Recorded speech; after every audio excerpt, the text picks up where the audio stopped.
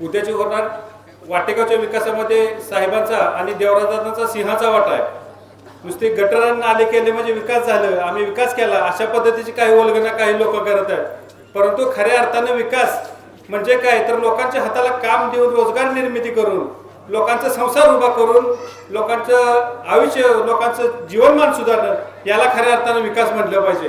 परंतु काही मंडळी या ठिकाणी येऊन भूलथापा देऊन येणारे इलेक्शन कसं तरी पार पाडून एवढंच भूलथापा देण्याचं काम मंडळी करत आहेत. या गावामध्ये अनेक मोठमोठी कोट्यावधी रुपयाची विकास कामं मंजूर झाली आणि फक्त मंजूर नाही तर पूर्ण होऊन त्या आज चांगल्या पद्धतीने कामं चालू आहेत.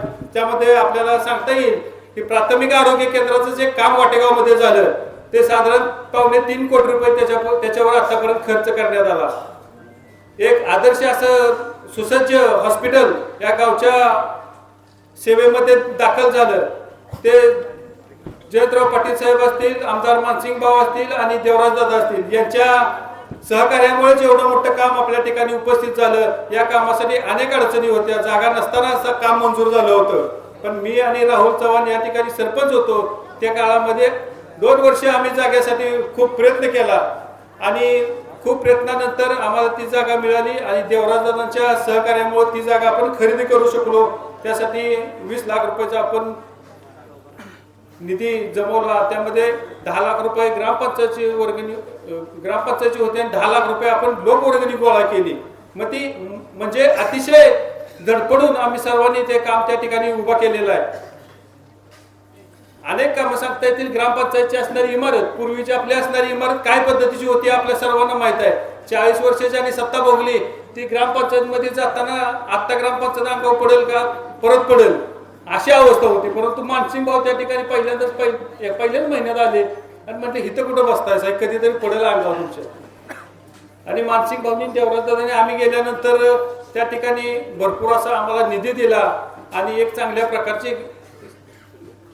प्रकारची ग्रामपंचायत आज त्या ठिकाणी अभिमानाने आपण सांगू शकतो की ही आमची ग्रामपंचायत आहे. अशा प्रकारची ग्रामपंचायत आपण बांधली.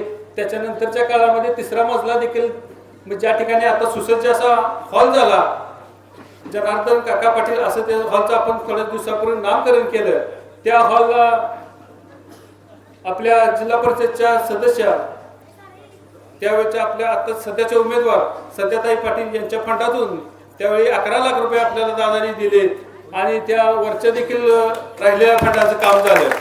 या असणाऱ्या सोसायटीपासून वर येणारा हा रस्ता हा देखील त्यांच्याच फंडातून झाला. तसेच राहुल चव्हाणांच्या घरापासून भाटोरला जाणारा जो रस्ता आहे त्याच्याकडेचे दोन्ही बाजूचे गटर हे मानच्याच फंडातून झाले. मागासवर्गीय समाजामध्ये देखील अनेक ठिकाणी पेविंग ब्लॉक असतील अनेक कामं झाली. परंतु विरोधकांच्या डोळ्यावर पट्टी बांधलेली असल्यामुळं त्यांना कुठे विकास कामं दिसत नाहीत. ह्यांच्याकडे कुठले विकास कामच नाही. त्यामुळे हे वैयक्तिक पातळीवर जाऊन उमेदवारांच्यावर असतील, साहेबांच्यावर असतील, देवराजांच्यावर असतील, वैयक्तिक पातळीवर ते टीकाटिप्पणी करताना आपल्याला दिसत आहेत. ह्यांच्या टीकेला उत्तर द्यायची काय आपल्याला गरज नाही. मला वाटतं एवढी संख्या बघितल्यावर विरोधकांच्या देखील लक्षात येईल की आपलं पुढं काय होणार आहे. परंतु काही गोष्टी या ठिकाणी बोलणं गरजेचं असतंय. काल लायकी नसताना देखील बरेच जण साहेबांच्या वर, देवराजदादांच्या वर आणि मानसिंग भाऊवर बोलण्याचा प्रयत्न केला. या ठिकाणी एक गोष्ट बोलणं गरजेचं आहे की काही लोकांनी या ठिकाणी विनाकारण गावामध्ये वातावरण दूषित करण्याचा प्रयत्न करून आपलं काय साधतंय का ह्याचा प्रयत्न चालू केलेला आहे. हे म्हणत आहेत की आमच्यावर अन्याय झाला म्हणून आम्ही आता भाजपला पाठिंबा दिला. अरे तुम्ही कायमच तो धंदा करत आलेला आहे. तुम्ही इथून मागच्या प्रत्येक इलेक्शनला अभ्यास करा. लोकसभेला तुम्ही काय केलं हे सांगायला कुठल्या बाहेरच्या माणसाची गरज नाही. तुम्ही स्वतःच्या मनाला विचारा की लोकसभेला तुम्ही कुणाचं काम केलं. त्यानंतरच्या येणाऱ्या विधानसभेला तुम्ही काय केलं. विधानसभेला तुम्ही आदल्या दिवशीपर्यंत मानसिंग भाऊचा प्रचार केला आणि हे महाशय दुसऱ्या दिवशी त्या सतोभाऊंच्या गुलाला फोटो आम्ही घेतो. आणि आत्ताच्या इलेक्शनला देखील तीच परंपरा ते या ठिकाणी अवलंबली. आम्ही अगोदरच आम्हाला माहित होतं ही मंडळी काय करणार आहेत. आम्ही अगोदरच सांगितलं होतं दादासनी ही काय जमेची बाजू दिसत नाही, कायमच ही मायनस मध्ये आहेत आणि गावाला विनाकारण बदनाम करण्याचं, दिशा भरकटण्याचं काम ही मंडळी करत आहेत. ज्यांना ग्रामपंचायतला निवडून येता आलं नाही. आमच्या एका उपसरपंच आहे तिथं धनाजी इंगळे, ह्या एका साध्या माणसाने त्यांना पराभव केला त्यांच्या वार्डात. आणि तुम्ही साहेबांची मापं काढता. अरे आपली लायकी काय, बोलतो काय, उंची काय, बोलतो काय, ह्याचा कुठं तर थोडा विचार करा. आम्ही बोलत नाही ह्याचा अर्थ आजपर्यंत संयम होता, परंतु हा संयम हा निश्चितपणे भविष्यात देखील सांभाळून ठेवू. साहेबांनी आम्हाला चांगल्या प्रकारचं मार्गदर्शन केलेलं आहे. या गावात असणारी काही भांडणं असतील, पूर्वचे काही काळ असेल, साहेबांनी सांगितलं की तुम्ही इथून पुढच्या काळात हे गाव शांत राखण्यासाठी सर्वांनी प्रयत्न केला पाहिजे. आम्ही सर्वतोपरी राहुल चव्हाण असतील, आम्ही हे गावाचं वातावरण कुठल्याही परिस्थितीत ढवळून देणार नाही याच्या दृष्टीने आम्ही पावलं टाकत आहे. परंतु काही लोक विनाकारण गावामध्ये दूषित वातावरण करण्याचा प्रयत्न करत आहेत.